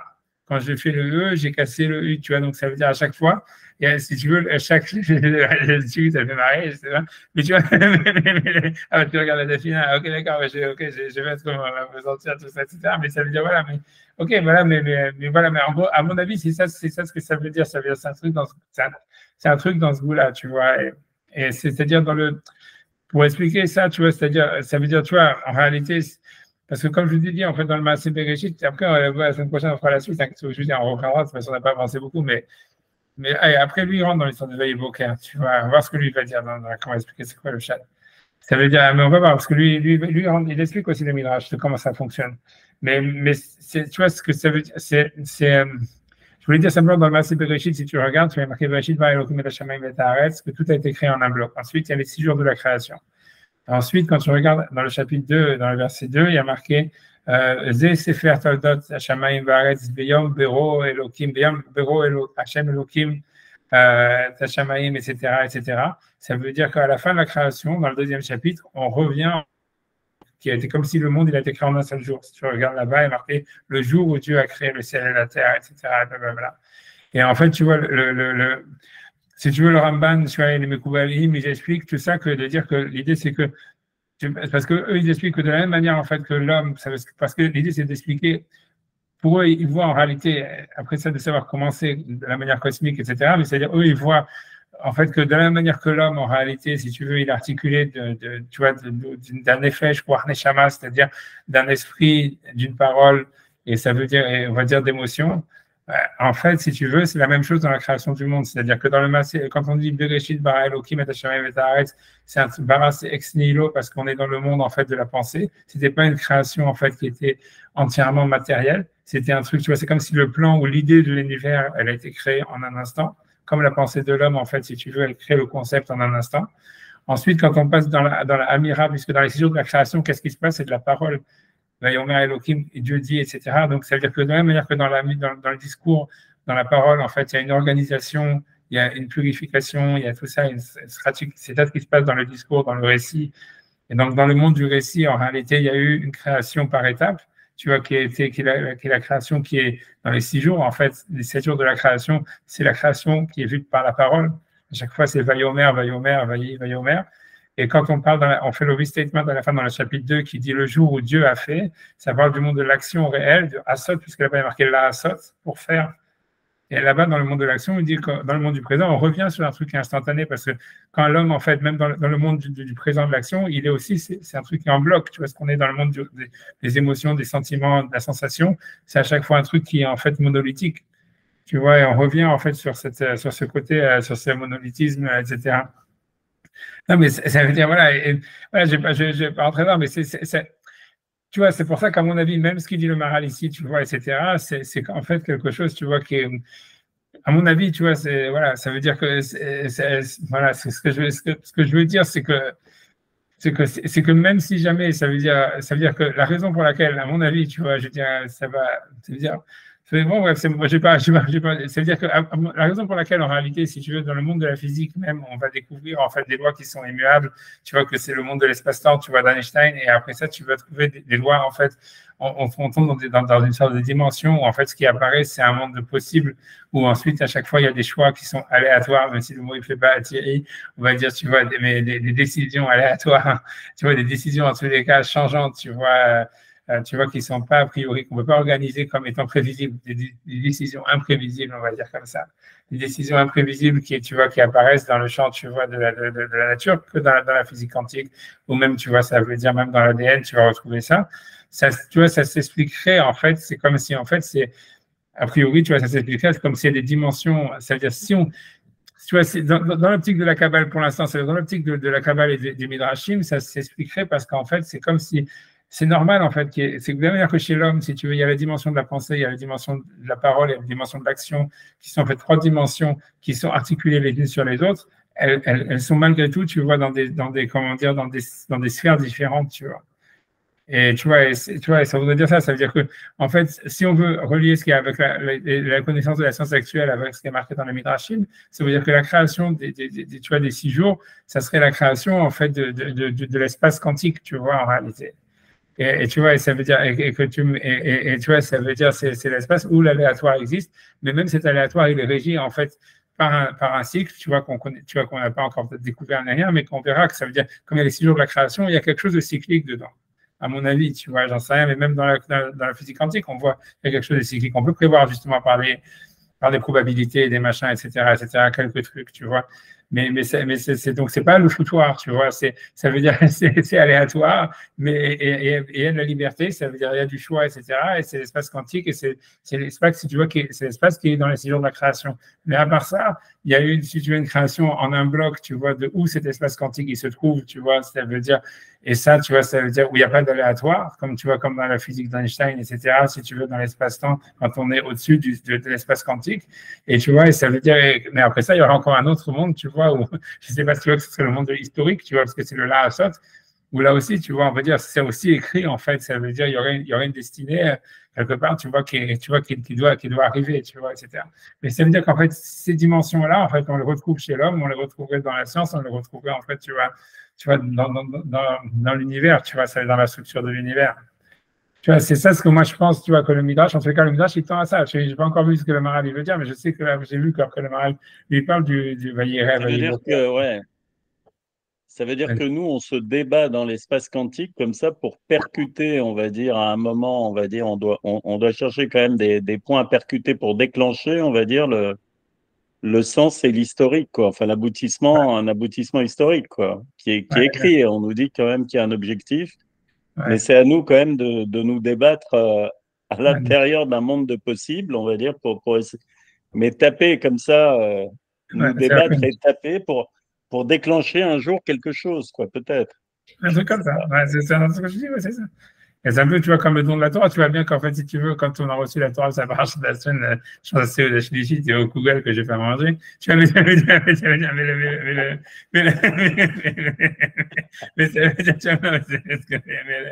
mais voilà, quoi, ça veut dire, voilà, que tu vois, le don de la Torah, c'était quand même, tu vois, c'était un événement, si tu veux, c'est quelque chose, tu peux dire, voilà, il y a eu 40 jours de préparation, 50 jours de préparation du Homer, mais en fait, tu vois, ça a été comme tu peux dire, ça peut être comme un saut, tu vois, qui s'inscrit pas dans l'histoire, tu vois, comment, tu vois, Hachem, il décide de parler, tu vois, Maïmonide, dans le Guide des Égarés, il n'arrive pas à comprendre. Tu vois, il dit, c'est un truc qui s'est passé, on ne peut pas comprendre, on ne peut rien en apprendre, et rien du tout. Mais ça te montre ça, c'est comme tu dis, alors pourquoi cette génération-là, ils ont mérité d'avoir le don de la Torah? Pourquoi Moshe Rabbeinu, il a décrit, tu vois, et plein de fois, là, on va dire, oui, la Torah, elle aurait pu donner à Ezra, elle aurait pu donner à celui-là, elle aurait pu donner à Rabbi Akiva, elle aurait pu donner à celui-là. Tu vois, c'est comme tu dis, ça veut dire, il hit the jackpot, comme il disait, il hit the jackpot, tu vois, sometimes il hit the jackpot, comme ça, chaque fois, il disait, tu vois, il hit the jackpot, et voilà, c'est tout, tu vois, mais ça veut dire, après, il y a plein d'autres, si tu veux, qui ont fait la même chose, etc., they don't hit the jackpot, tu vois, mais ça veut dire, ils ont fait ce qu'il fallait, parce que c'est ça ce qu'il fallait faire. Mais le don de la Torah, c'est une canne, en quelque sorte, ce sont des béquilles. Oui, c'est ce que l'on m'avait dit, mais en tout cas, mais la révélation en elle-même, ok, tu vois, Les pouvoirs avancés. Oh. oui, c'est des béquilles, comme tu dis, c'est parce que ça nous permet, c'est comme si tu dis, c'est comme, voilà, comme le choix des probables, il est énorme, tu vois, si on n'avait pas, en fait, quelque chose qui nous canalise, en fait, on aura encore moins de chances de hit the jackpot. Là, tu vois, avec la Torah, en fait, on est plus canalisé, on a plus de chances d'y arriver, quoi, parce que, tu vois, c'est comme si Hachem, il nous guide vers, tu vois, vers quelle direction il faut aller, tu vois, c'est comme dans les jeux de devinettes, on dit chaud, froid, tu vois, et voilà, et ça veut dire, et c'est comme si la Torah te dit, voilà, où c'est le chaud, où c'est le froid, quoi. C'est ça ce que la Torah, tu vois, elle a été donnée, tu vois, dans l'histoire. Mais c'était quand même cette révélation, tu vois, qui change les règles du jeu, tu vois, qui introduit quelque chose, tu vois, encore une fois, qui était inscrit d'avance, tu vois, malgré tout, tu vois, mais ce qu'on t'a dit, voilà, ça a été créé depuis la création du monde et tout ça, mais ça n'empêche pas que, tu vois, ça aurait pu ne pas être donné à ce moment-là, ça aurait pu ne pas être donné à Moshe, ça aurait pu ne pas être donné au peuple d'Israël, ça aurait pu ne pas être, tu vois. Et ça veut dire, et c'est à ce moment-là, une fois que ça a été donné, voilà, c'est le peuple d'Israël maintenant qui est élu, c'est comme ça, tu vois, il n'y a plus de. Parce que l'histoire, elle s'est inscrite comme ça, elle s'est écrite comme ça. Mais tu vois, c'est comme je dis, il y a un but, tu vois, la saute. Mais voilà, c'est comme, tu vois, c'est exactement ça. C'est comme si tu fais un régime, tu vois, et que tu dis, voilà, je dois perdre 20 kilos. Tu vois, en fait, tu peux te dire, tu as ton plan que tu veux faire, tu sais combien de calories tu vas manger pendant la journée. Tu vois, après, tu peux décider où est-ce que tu les mets, quand est-ce que tu les mets, etc. C'est un peu ça, quoi. Mais si tu dépasses les calories, ben voilà, tu n'arriveras pas au plan, quoi. Voilà, c'est l'histoire, tu vois, tu n'arrives pas au but, quoi. Un truc comme ça, je ne sais pas si c'est clair. Bon. Je sais pas. Je sais rien. Ouais, je sais. Je sais pas si je vous laisse tranquille. Je ne sais pas si vous me dites quand vous en avez marre. Hein. Moi, pour une fois, c'est pas moi qui peux parler. Non, mais tout à l'heure, on peut continuer un petit peu. Un petit peu quand même, non? D'accord, bien sûr, avec joie. Moi, c'est vous qui m'arrêtez. Ok, donc on avance. Moi, je suis d'accord. Donc on va avancer dans le texte. On va voir ce que lui va dire, tu vois. Mais c'est ça ce qu'il dit, a priori, c'est ce qu'il avait mis là. Ce qu'il dit Rabbi Pinchas avec l'histoire de Tov Meod, ça c'est notre histoire, tu vois. Tu vois, ça veut dire qu'on est bon par rapport à quelque chose d'autre, ouais, c'est ça. On a l'impression, tu vois, on a l'impression que, tu vois, c'est que pour que l'acte créateur il se perpétue, il faut qu'il y ait des possibles, tu vois, c'est ce qu'il veut dire. Si on veut dire, c'est ce que veut dire Rabbi Abaou, il dit, Rabbi Pinchas, pardon, quand Rabbi Pinchas, il dit d'où est-ce qu'on sait qu'il y a plusieurs possibles, c'est du fait qu'Hachem dit Tov Meod. Ça veut dire pour que le Maaseh Bereshit se perpétue à chaque instant, ça veut dire qu'il faut qu'à chaque fois il y ait des possibles et que Hachem choisisse celui-là, sinon ce ne serait pas un acte créateur, tu vois, ce ne serait pas un acte créateur qui se perpétue, parce que c'est simplement des lois qui s'appliquent. Et donc, si tu veux, Rabbi Pinchas, il veut dire que c'est nécessaire de dire qu'à partir du moment où on pense que l'acte créateur se perpétue parce que c'est la seule manière de penser que l'éternité est en connexion avec la temporalité, alors en fait, on est obligé de dire qu'il y a des possibles. Parce que sinon, en fait, ça ne serait pas un acte créateur. C'est ça ce qu'il veut dire, tu vois. A priori, ce qu'il veut dire à Rabbi Pinchas, tu vois. Bref, on va voir ce qu'on va dire le Maharal, tu vois. On va bien penser, j'ai du mal à comprendre, tu vois, les expressions. Est-ce qu'il est content, pas content, qu'est-ce qu'il veut, est-ce qu'on avance, qu'on arrête, je sais pas, donc je sais pas, tu vois, donc j'avance. Mais d'abord, c'est parce qu'il a joué au poker, je sais pas, tu vois. Mais d'abord, même comment ça veut dire, cette chose-là, tu vois, nos sages, ils ont interprété dans beaucoup d'endroits. Un mot avec Rabbi Akiva, ils ont dit dans le chapitre Rabbi Akiva, Rabbi Abaou a dit, Ha-Horev Shemo. Donc, il dit le monde, pourquoi le monde, voilà, on va prochain, on en a parlé de la semaine, voilà. Ar-Horem Shemo, pourquoi est-ce que le mont Sinaï, il a appelé Ar-Horem, le monde de la montagne de la destruction, Khorban, tu vois. Alors, donc, c'est pourquoi ça a pris la montagne de la destruction. Shimimenu Yarad Ar-Khorban, le Omata, voilà. Parce qu'en fait, c'est de là où est sortie la destruction pour les nations du monde. Au BRZ, donc, il a l'explication de ça, qui cachait à Bahar Israël, c'est lorsque Hachem a choisi Israël, puisque voilà, c'est a priori, quoi, on va dire, c'est pas nous qui avons choisi Hachem, c'est Hachem qui nous a choisi. Et Shuv Nerchebu Sharomot. Donc à ce moment-là, toutes les nations ont été détruites dans le sens où voilà, elles n'ont plus de sens dans l'histoire, quoi. Elles ont un sens que passager. Chez Nehemar, je sais pas ce que le verset dit, Archid Goïm Midbar Sia. Ça veut dire la finalité des nations, c'est un désert désertique, un désert aride. Un désert Sia, ça veut dire, bref, Midbar, on va dire une aridité désertique. Ouais, je sais pas. Midbar Sia, ça peu importe, parce que c'est le mot Midbar et le mot Sia sont difficiles à traduire, donc je ne vais pas les traduire. Mais on traduit, je ne sais pas, j'imagine dans ton bouquin, toi, ils ont traduit un désert aride ou un truc comme ça. Ouais, tu vois. Peu importe, tu vois. L'abandon, la ruine, la solitude. Ah, ok, la solitude. Okay. Solitude, c'était vraiment original comme traduction. Tu vois, ça, c'est vraiment une traduction originale. Ok, moi, j'avance, tu vois. Ouais, ok. Shenam Nershavim, ça veut dire d'avoir, donc c'est-à-dire que ils sont considérés comme rien. Mais Zéoutimsa, me voir, et ça, tu le vois clairement, qui Kodem Shamdou Israël. Donc, avant que Israël reçoive la Torah, à Nevi'im, Beumot, il y avait des prophètes parmi les nations, comme Bilam, qui était après le nom de la Torah, mais c'est pas grave. Eliphaz, Sofer Anamati, ou Kayote Bahem, et voilà, Sofer Anamati, qui était Sofer Anamati, j'ai oublié, Kayote Bahem, et d'autres parmi eux. Ok. Peut-être c'est dans Eliphaz et Sophar Adamati sont dans Job. Mais voilà, et c'est pas évident du tout que Job était avant le don de la Torah. Enfin bref, tu vois, mais Bilam, c'est clairement après le don de la Torah. Donc, ouais, c'est une contre-preuve, tu vois, mais c'est pas grave, tu vois, ça veut dire peu importe. Voilà.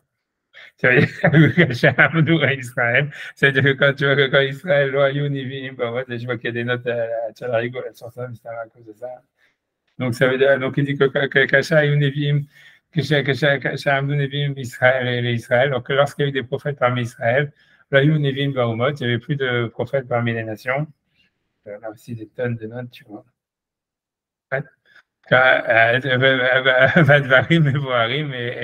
Et les choses, elles sont très claires. Okay. Et ça s'appelle en fait que les nations, elles ont été détruites parce qu'elles n'ont plus accès à la prophétie. Il y a plein de midrashim qui disent que les goïms peuvent avoir la prophétie, etc., etc. Et il y a plein de, ça veut dire ce qu'il dit le Maral, si tu vois, faut pas prendre son truc comme de l'argent comptant, hein. C'est pas vrai. Ça veut dire, tu vois, lui-même le fait même que la première preuve qu'il ramène, c'est une contre-preuve, etc. À part ça, il y a plein d'autres endroits où tu retrouves du Ruach HaKodesh et les nations, etc. Et des machins comme ça, tu vois. J'ai oublié même, tu vois, ça veut dire, j'ai pas envie d'aller chercher, mais ça veut dire on en trouve, tu vois. Ça veut dire, c'est pas. Ça veut dire, dans un des vidéos, il y a marqué clairement comme ça. Ça veut dire que des goïms aussi peuvent avoir le Ruach HaKodesh, qu'il n'y a pas de. Tu vois, ça veut dire, c'est pas. Et c'est logique, tu vois, c'est-à-dire, pourquoi pas, je veux dire. Tu vois, ça veut dire. Tu vois, ça veut dire. Ouais. Tu vois, ça veut dire, ce qui veut dire, c'est que, tu vois, ils ne peuvent pas avoir de Ruach HaKodesh, on peut-être. Tu vois, c'est difficile. Tu vois, c'est difficile. Mais. Tu vois, enfin voilà, c'est ce que lui dit. Mais ce que je dis, tu vois, comme je dis, Bilam est un contre-exemple, et c'est le premier que lui a ramené, mais il y en a d'autres dans les midrashim, mais il y a plein de midrashim qui disent clairement qu'Akadosh Baruch Hu, il peut donner la prophétie à des goïms, etc. Puisqu'on voit bien que la Gemara dit même que les fous, ils peuvent avoir la prophétie. Tu vois, que les enfants, etc. Depuis que le Beth Amikdash a été détruit, la Torah a été enlevée des sages, elle a été mise chez les fous et chez les enfants, tu vois. Donc ça veut dire, tu vois, c'est stam, voilà, peu importe, tu vois, j'ai pas envie de, tu vois, c'est pour ça, je sais pas ce qu'il veut dire par là. Il veut dire, est-ce qu'il veut dire c'est la prophétie? Peut-être, tu vois, on a la capacité, tu vois, d'apporter la morale, en fait, chez les goïms. Tu vois, ça prouve, à mon avis, c'est ce qu'il veut dire dans le sens, tu vois, dans le sens don de la Torah. Ça veut dire que c'est les Juifs maintenant qui doivent, tu vois, qui doivent apporter la morale. Tu vois, c'est pas que, tu vois, parce qu'on voit Bilam, il peut connaître le futur. Tu vois, c'est le seul d'Afrique. Il voit plus loin que Moshe Rabbeinu sur le sens de l'histoire. Il dit, voilà, je te dis qu'est-ce qui va se passer à la fin des temps, etc., etc., alors que Moshe n'a jamais été capable de penser à un truc pareil. Tu vois ce truc, mais ça veut dire qu'il n'est pas capable d'orienter les gens à faire le bien. Tu vois, et c'est ça ce qu'il veut dire. Tu vois, dans le nom de la Torah, c'est comme si les Juifs, ils ont un pouvoir tu vois, d'orienter les gens à faire le bien. et les goïms, ils ne sont pas capables, tu vois. C'est-à-dire, voilà, même si jamais, tu vois, c'est-à-dire, tu vois, tu peux dire, voilà, Jésus, il était juif, par exemple, et tu peux voir, même si tu veux dire, voilà, si tu sais, dans l'islam, tu pourrais dire, même s'il y a un côté bénéfique là-dedans, en fait, c'est simplement un prix des juifs, tu vois, on va dire, tu vois, de ce qui est marqué dans la prophétie de Moshe, des trucs comme ça. Mais ça veut dire, c'est dans ce sens-là qu'il faut prendre ce qui veut dire le Maharal. C'est pas dans le sens qu'ils ne peuvent pas voir le futur, ou dans le sens où ils ne peuvent pas avoir une connexion avec le divin, où Hachem il leur révèle des choses, etc. C'est dans le sens, ils peuvent pas, en fait, avoir relier la moralité à la spiritualité. C'est dans ce sens-là. Donc, et ça veut dire après le mont Sinaï, si tu veux, le seul chemin qu'il y a, c'est le chemin mosaïque, si on veut. C'est-à-dire, encore une fois, pour lier à la moralité. Et voilà, et si quelqu'un, en fait, il arrive à la prophétie, même si c'est un ange juif, c'est parce qu'en fait, il aura suivi le Torah, il aura été dans le don de la Torah. Il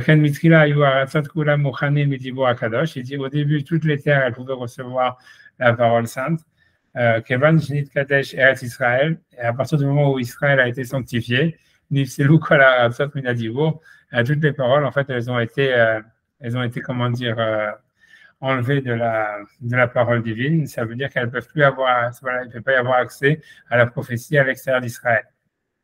Okay. Encore une fois, tout ça, il y a plein de contre-exemples, tu vois, je veux dire, il y a la Megillat Esther, il y a la vision de Ézéchiel, tout ça, etc., qui ont lieu à l'extérieur de la terre d'Israël. Donc, tu vois, bref, tu vois, j'imagine c'est pour ça qu'il y a des tonnes de notes par en bas. Mais tu vois, en plus, tu vois, même, ça veut dire, c'est complètement absurde, puisque la Torah, elle a été donnée à l'extérieur d'Israël, tu vois ce que je veux dire. Tu vois, ça veut dire, ouais, quoi, je veux dire, qu'est-ce que tu veux plus que ça? Ça veut dire, après ça, Moshe, quand il reçoit le Racham, il appelle de la tente d'assignation où il donnait les paroles de la Torah, c'est pas en Israël, tu vois. What? Tu vois, non, je sais pas, tu vois, ça veut dire, quand est-ce que tu vois, whatever. Ouais, whatever. Tu vois, encore une fois, ce qui veut dire, c'est que s'il y a un futur, le futur, il sera en Israël. Ça veut dire que la terre d'Israël, elle prend un sens, tu vois, elle prend un sens historique que les autres nations, elles n'ont pas. Tu vois, ça ne veut pas dire qu'Hachem ne peut pas se révéler à l'extérieur d'Israël, il ne peut pas donner la prophétie à l'extérieur d'Israël. Et on voit plein de fois que c'est arrivé, mais ça veut dire que ça tu vois, ça n'a pas un sens historique, tu vois. Ça veut dire, voilà, c'est comme tu dis, voilà, tu vois, ça veut dire, voilà, ça veut dire tout le sens de Purim, c'était qu'après, il puisse rentrer en Israël. On va dire un truc comme ça, tu vois, et ça veut dire, tu vois, c'est ça ce que ça veut dire. Ça veut dire, il ne peut pas y avoir ouais, je ne sais pas. Il y a plein d'autres questions sur ce qu'il dit, parce que tu vois, pourquoi Hachem il a dit à Abraham d'aller en Israël, tu vois, depuis le début, tu vois. Tu vois, ça veut dire, tu vois, quand est-ce que la terre d'Israël aurait été sanctifiée, tu vois, on ne sait pas. Tu vois, ça veut dire, tu vois, c'est ça l'histoire, c'est pas lié. A priori, tu vois, la Kedusha d'Israël, elle est intrinsèque depuis la création du monde. Tu vois, c'est comme Israël, lui veut dire, oui, c'est intrinsèque, mais est-ce que ça aurait pu être ailleurs? Je ne sais pas. Quand est-ce que la terre d'Israël a été sanctifiée, tu vois? C'est très absurde, hein. C'est très, ça, il n'a pas voulu. Tu vois, ça veut dire, il n'a pas voulu dire, tu vois, quand est-ce que ça a été sanctifié? Je ne sais pas, tu vois. Et là aussi, il s'oppose à tous les commentateurs qui avaient du Moyen-Âge, que tu vois qu'eux, ils voient la terre d'Israël comme étant, tu vois, bien avant la sanctification d'Israël. C'est-à-dire pour eux, la terre d'Israël est sainte intrinsèquement, pas par rapport à Israël. Puisque tu vois, on dit à Abraham d'aller en Israël, tu vois, c'est si jamais c'est Abraham qui sanctifie Israël, il n'avait qu'à rester à Ur-Kasdim, à tourner en rond là-bas et faire ses corbanotes et il aurait sanctifié Ur-Kasdim, tu vois. Ça veut dire, donc, tu vois, c'est pas, tu vois, ça veut dire, dire, il s'oppose dans tous les cas, tu vois, le Kuzari, tout cela, tu vois, tu vois, c'est très, c'est encore un plus grand chidouche, c'est-à-dire dire qu'Israël, il n'y a pas de prophétie chez les nations après le don de la Torah, même s'il y a plein de contre-exemples, tu peux dire, ok, c'est marqué il y a des sources dans les Midrashim. Mais ce que là, il dit, là, sur la terre d'Israël, c'est complètement, tu vois, c'est complètement de sa tête, a priori. Ça veut dire, je veux dire, il y a plein, ça veut dire, c'est contre, en tous les cas, la doxa, en tous les cas, de la majorité des avis des rabbinim qui étaient avant lui, de ses contemporains, etc. Tu vois. Tu vois, ça veut dire peu importe, tu vois, j'avance, tu vois, j'en sais. Donc, avec Eretz Israël, lui dit en fait que Eretz Israël, ça aurait été sanctifié par l'histoire, ce qui est très étrange, tu vois, parce qu'il n'y a jamais rien eu qui s'est vraiment passé en Israël, si tu regardes. Tu vois, ça veut dire, tu vois, le nom de la Torah est à l'extérieur d'Israël. Tu vois, je veux dire, tu vois, ça veut dire historiquement, tu vois, ça veut dire, voilà, les cultures, culturellement, quoi, ça veut dire tous les centres de la culture. Ouais, c'est quoi, qu'est-ce qu'il y a en Israël? Dans le temple quand même. Non, mais ok, ok, tu vois, mais j'ai pas dit le contraire, on va dire. Mais bon, tu vois, je veux dire, ok, mais le Mishkan, il était avant, il était à l'extérieur d'Israël, tu vois, je veux dire, ok, il y a le temple, mais ok, donc, ok, tu vois. Donc lui veut dire que la Kedusha d'Israël, elle date que du temple. Pourquoi Hachem, il leur a dit d'aller en Israël, tu vois? Construire le temple en Égypte, tu vois, ça veut dire, ça veut dire, ça veut dire c'est un nonsense, tu vois. Je sais pas, ça, ce passage-là, il est vraiment bizarre, il est bizarre, vraiment, il est bizarre. Tu vois, tu vois, tu vois, ça veut dire, ok, ok, bref, donc j'avance, tu vois, et donc il lui dit en tout cas, il dit, Kol advarim ailou shaya boré otam marchivan, dans le sens, donc c'est des choses qu'Hachem il avait créées, mais qui les a détruites. Là, j'avance, tu vois. Ça veut dire, je sais pas. Mais punaise, chez Neymar, c'est sur le Umot Haolam, je comprends. Sur la terre d'Israël, c'est beaucoup plus difficile à comprendre, tu vois. Et c'est, si tu veux, ça veut dire, ça se comprend que c'est plus difficile à comprendre parce que c'est beaucoup moins lié au libre arbitre humain, tu vois. C'est-à-dire, si on veut dire que, tu vois, il y a quand même, c'est vrai, la question serait de dire pourquoi ce ne serait pas toute la terre, tu vois, c'est ce qu'il veut dire. C'est-à-dire, ouais, tu vois, ça veut dire, en fait, Hachem, il pourrait parler partout, etc. Mais ça veut dire, c'est comme les autres terres, elles ont été impurifiées, alors c'est à cause de ça qu'on peut plus aller, il n'y a pas de Gdusha dans l'extérieur de la terre d'Israël. Tu vois, ça serait ça. Ça veut dire, c'est l'idolâtrie des gens de Ur-Kasdim, l'idolâtrie des Égyptiens, l'idolâtrie, ouais. Et ça veut dire justement, c'est parce que justement, comme Israël, c'est un pays où il n'y a rien, où il ne s'est jamais rien passé, c'est pour ça que c'est la terre où il peut y avoir la Gdusha, tu vois. C'est ce que ça l'était, tu vois, un truc comme ça. Ouais. Que t'es dans Bereshit, il lui dit ne prends pas une femme de Canaan.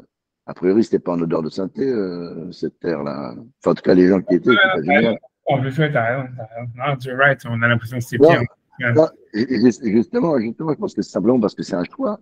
Dieu, il a fait un choix, il se fait faire, et c'est complètement, encore une fois, peut-être aléatoire, mais une fois que c'est choisi, c'est tout. Il n'y a pas de. Enfin, j'ai l'impression que c'est ça qu'il dit. Il peut y avoir une volonté qui choisit et qui basta. Et le reste, les cartels tombent, il sort du Gan Eden, il sort du Gan Eden, ça y est, c'est choisi. Enfin, je sais pas si je trouve que bon. Ouais, donc, tu veux dire, c'était un choix qui a été fait à un moment dans l'histoire, après quand, c'est pas tellement. Mais parce que si on veut croire, si on a besoin de croire, il faut croire qu'il fait des choix, qu'il fait des choses. Donc, on est bien obligé de se fixer sur des trucs où il a dit ça, il a choisi ça. Sinon, ça serait. Si c'était, il faut aller là-bas. Je pense que justement, la dimension de choix aléatoire, ça veut dire qu'on peut croire et qu'on peut prier, qu'on peut. Enfin, bref, le rapport au divin, il a cette. Peut-être pas d'influence, mais bref. Je ne sais pas m'exprimer, mais je pense que vous avez compris. Ouais, tu vois, ça aurait pu ne pas être comme ça. Ça aurait pu ne pas être comme ça je suis d'accord. Mais après ça, quand est-ce que ça a été, tu vois, ça veut dire, ouais, ça veut dire, ouais, ça aurait pu ne pas être comme ça. Maintenant, quand est-ce que ce choix il a eu lieu, on n'en sait rien, tu vois. Quand tu dis ce choix, peut-être vraiment, il n'est même pas lié à l'action de l'homme. Tu vois, c'est-à-dire que jusqu'à maintenant, on parlait d'un choix qui est quand même lié à l'action de l'homme. Quand Hachem il choisit Israël, c'est parce que voilà, Ishmaël et tous les autres, ils ont fait ils sont mal comportés. C'est pas un choix qui est complètement aléatoire. C'est un choix qui, comme on a dit, en fonction d'un but à la base. Mais là, la terre d'Israël, a priori, tu vois, c'est difficile aussi de dire qu'il n'y a aucun sens à cette élection, tu vois. Ouais, je saute de paragraphe parce que tu vois, je ne sais pas quoi dire, tu vois, j'ai pas de, tu vois, ça veut dire, tu vois, c'est un grand chidouche et tu vois, voilà, la question, c'est de dire pourquoi la terre d'Israël, qu'est-ce que tu vois, c'est sûr que, ouais. Enfin, il envoie Abraham. En fait, il ne choisit pas Abraham. Enfin, Abraham est choisi ou il choisit. Et après, il lui dit va en Israël, c'est tout. C'est là que ça se joue. Va là-bas. Ouais. Va là-bas parce que c'est un autre endroit, simplement parce que c'est pas la même. Euh, c'est tout. C'est simplement le fait que ce soit pas l'endroit où il est lui qui fait que ça devient quelque chose. Et une fois que c'est choisi, c'est choisi. Effectivement, il cherchait une logique à pourquoi cet endroit-là qu'un autre. C'est là qu'on se poigne. Mais c'est pour ça qu'on doit croire. On n'a pas besoin d'avoir de raison logique. On s'en fout. Enfin, je sais pas. Ah, on n'a pas.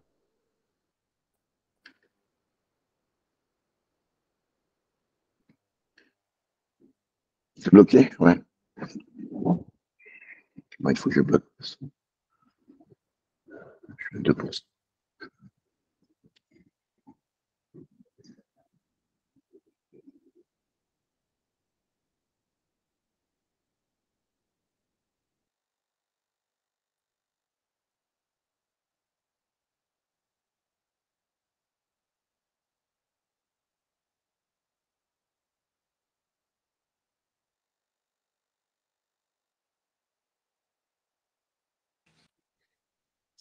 Incident technique.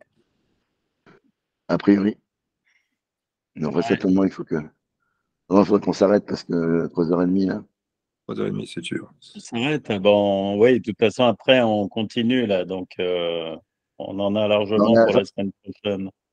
Oui, il y a de quoi faire. Ouais. Puis, bon, on est à la fin d'appareil. Allez, salut la compagnie. Allez. À bientôt. Good Shabbos. Ciao, good Shabbos. Et au Rav de ma part. Ciao. Ouais, d'accord, merci. On transmettra s'il revient. Oui. Ouais. Paris, on ne sait jamais. On va rester en ligne. Attends, il n'est pas sur WhatsApp. Il a disparu. Il y a peut-être son Wi-Fi, son routeur qui a lâché parce que lui, même son téléphone, c'est en Wi-Fi qu'il s'en sert. Bah oui, il a une puce américaine. Ouais, d'accord. Ouais, là, je sais pas, ou alors, je sais pas, il met du temps à se mettre en œuvre. Enfin, il fait une journée avant qu'il puisse faire son roaming là. Non, j'étais chercher une partie de là parce que j'ai cherché un bouquin là, d'un mec qui s'appelle Alexis Greenbaum, qui a écrit sur mon ChatGPT, machin. Et le gars, il y a tout un paragraphe sur la Torah, enfin, sur machin, où il dit qu'il y avait un ange qui s'appelait Radouiel, qui faisait des choses, machin, et que c'est à cause de lui que maintenant on a Gafanel et machin. Enfin, ouais, j'ai tout un délire là-dessus. Et il a dit un truc vachement rigolo pendant l'interview que j'ai écouté. Il a dit que le libre arbitre, c'était un aléatoire de la pensée de l'homme. En fait, on n'a pas on devrait pas avoir libre arbitre. On devrait être conditionné à penser comme ça. Mais comme notre cerveau, des fois, il joue au dé, on se retrouve avec un libre arbitre, quoi. Et je trouve que c'est exactement Alors, est-ce que c'est Sartre, est-ce que c'est pas Sartre? Je n'arrive pas à savoir, mais je trouve que c'est une idée qui est pas mal, quoi. Ouais, voilà. J'avais aussi un autre truc que le retour. Je croyais que j'étais branché sur le réseau. En fait, je n'étais pas branché. Ça me prend du temps avant de m'adapter à mon nouvel habitat.